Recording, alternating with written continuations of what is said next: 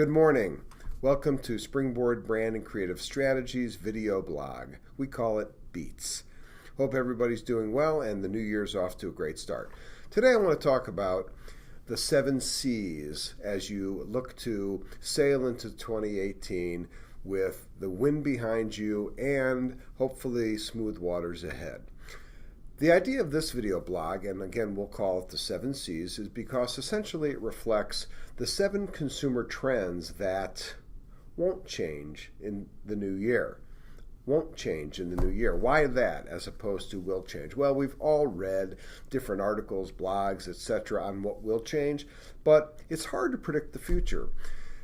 Jeff Bezos, founder and president of Amazon, talks about all the time he gets questions from people about what's going to change. I mean, you are certainly the most innovative company out there. What do you look to change in the future? And his answer really intrigued me. He said, I don't really think about what's going to change. I think about what's not going to change. Because based on that principle, you can understand certain behaviors and just make your deliverables that much better instead of trying to predict the future. So this video blog, Beats, is about things that won't change in 2018, and again we call it the 7 C's. Why? Because each start with a C. Makes it easier to remember. Let's start with the first one. Customer service, okay? So in healthcare, people want to see and they want to be seen. I guess much like a trendy restaurant in LA or New York. We want to see because whether it's a patient portal, whether it's an app, or whether it's an easy-to-use, customer-friendly website, people want to be able to see their health information, whether it's a wearable like I have on, or it's another device that gives us immediate insight as to our health. That's what people want to see. They also want to be seen. Waiting 48 hours, 72 hours, no longer acceptable. People want to be seen within 48 hours. So the first principle that won't change is customer service. As a marketer, what are you doing to ensure that customer service is delivered on in your organization? Okay, the second C, competence. Real interesting. People want, first and foremost, when it comes to selecting a healthcare provider, medical excellence. They want competence. They want to know people understand how to use technology. They want the latest expertise. They want the newest innovations and are willing to travel for it. Now, in larger cities like Chicago, where we're based, you don't have to travel real far. You can travel 30 minutes and you can get that, or you can travel 45 and pass about 9 hospitals on the way. In smaller markets, it's still relatively easy to access, especially with consolidation today, as some of the larger regional teaching hospitals are buying community health systems. So that accessibility is that much more available to customers. First and foremost, they want competence. Again, from a marketing standpoint, understand your marketplace, understand what consumers are looking for, but their desire for competence isn't going away anytime soon. The third C, compassion. Okay, so here's compassion, here's caring. One and the same. But people want to understand compassion exists within your organization. A hospital cares for people. That's the cost of entry. It's not worth having care in your tagline or care in your positioning. That's just what you do.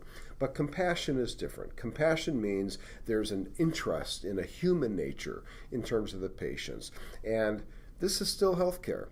That's not going to go away soon. That's a trend that's going to stay. And again, from a marketing standpoint, what can you do to impact that customer experience? And there's a lot in terms of satisfaction studies, in terms of operational task forces that you can do to, in fact, make sure that compassion is a key indicator within your organization. Convenience, the next C.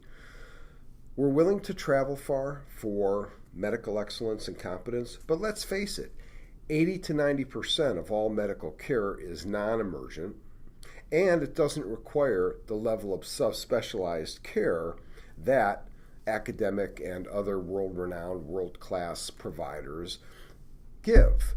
So people want convenience for that 80-90%. And again, as a marketer, there's no more ways than today to provide that convenience in terms of distribution, technology, telemedicine, social media, and other technology that we can use to help introduce and to help reinforce our brand to those who are looking for it throughout the market area. Next, we have cost. Well, for years, people have been obsessed with healthcare costs, whether it's the price of an aspirin in a hospital, whether it's the price of a test or an MRI or other technology. This is not going to go away. It will continue to raise interest among consumers. It will continue to raise the ire of payers and other policymakers because, again, everybody feels like the costs are too high. But the bottom line is people don't want cheap medical care. They want to know very transparently and in easy to understand terms what they're paying for, what they're accountable for, and what their reimbursement will cover. And again, this is part of what a marketing strategy can bring to the party in terms of allowing people a little bit more understanding of what their actual costs are. Confidence. Well, studies show that when it comes to people's favorite brands, there's a confidence. Things just work. They just go right, whether it's getting in your car and it starts on a cold day, or whether you put on your favorite pair of jeans on a Saturday and it just feels right. Things just work, and that's what real favorite brands do. And it's the same with healthcare brands. Things just need to work. People want to have confidence that they're in the right place at the right time. And again, as a marketer, what are you doing to understand what that lens looks like in your customer base and how you can best meet it and deliver it in your organization? And the last is clarity. And I love to use, for those who remember, George Carlin, the great comedian, always had the 7 deadly words. And of course, I can't repeat any of them on this cast, but you can imagine what they are. Well, in healthcare, we kind of call them the 7 deadly words, whether it's interdisciplinary, it's comprehensive, it's state-of-the-art, it's continuum, and so forth and so on. These are words that healthcare marketers tend to use to constantly try to impress a customer base. And we call these here at Springboard chest beat words. And what consumers really want is they want clarity. They want to understand exactly what they're in store for, what's happening, and how they can best understand what some of these different terms really mean to them, how they can remain connected, what their physician is doing and who they're referring to, etc. And again, we kind of call that a heartbeat in terms of being able to really speak to the individual in terms that they can understand.